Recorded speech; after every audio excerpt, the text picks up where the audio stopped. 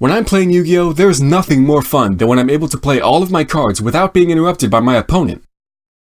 There's also nothing more irritating than when I try to make one play and my opponent activates a chain that completely ruins my entire turn.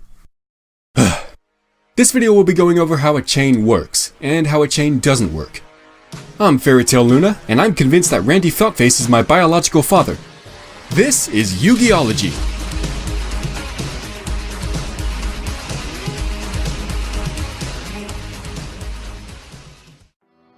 When a card or effect is activated in response to another card or effect, this is known as a chain. Whenever you activate an effect, your opponent always has a chance to respond to it in some way. That is, of course, as long as certain conditions have been met. You see, every Yu-Gi-Oh card has a property known as spell speed. S-P-E-E-D, I'm so smart. Spell speeds determine whether or not cards can be activated or chained during a certain point in time. There are 3 spell speeds in the game. Spell speed 1 is, naturally, the slowest of all spell speeds. Typically, spell speed 1 effects can only be activated during your main phase, and cannot be activated in response to another effect. Spell speed 1 effects include most spell cards, along with ignition monster effects and trigger monster effects. Spell speed 2 effects can be activated during either player's turn, and can be used to respond to either a spell speed 1 effect or another spell speed 2 effect. Quick monster effects, quick play spell cards, and normal trap cards are all spell speed 2 effects. Spell speed 3 effects can be activated during either player's turn in response to any card or effect. The only effects that can be chained to spell speed 3 effects are other spell speed 3 effects. Only one type of card is considered spell speed 3, counter trap cards. Now that you know what cards can and can't be used in a chain, let's talk about how a chain actually works. Every card activated in a chain is considered a chain link. The first card activated is the chain link 1, and the card activated in response to that card is the chain link 2. The next card is chain link 3, then 4, and so on. Each time a new card is activated in a chain, it creates a stack. Once the chain is completed, the stack resolves backwards.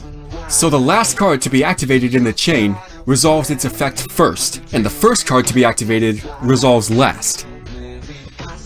Here's an example.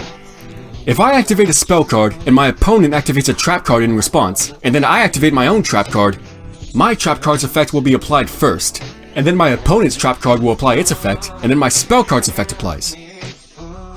If you chain a card to negate the activation of another card, the negated card's effect does not apply, and your card's effect will be the only one that goes through. Another important thing to remember when activating cards in a chain is timing. See, some cards have mandatory effects, while others have optional effects. Let's quickly go over how mandatory and optional effects work, and how some cards can miss the timing. Optional effects are effects that you can choose to activate if the timing is correct. If an effect is optional, it'll say something like, when this happens, you can do this. The keywords here being, you can. Here's an example. Let's say you have a card with an effect that says, when this card is sent to the graveyard, you can draw 1 card.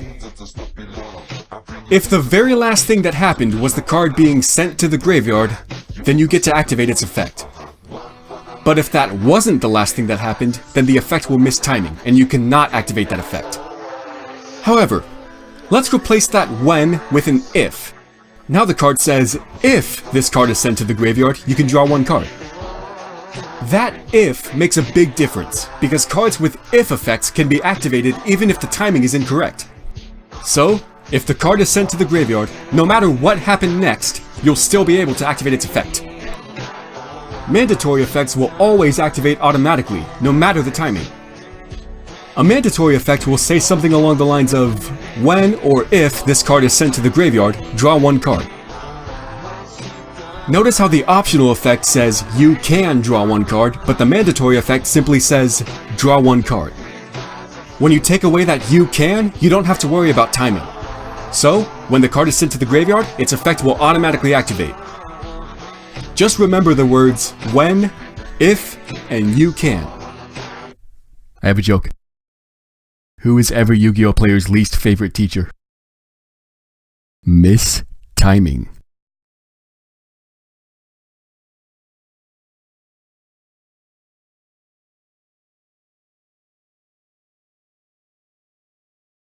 Thanks for watching.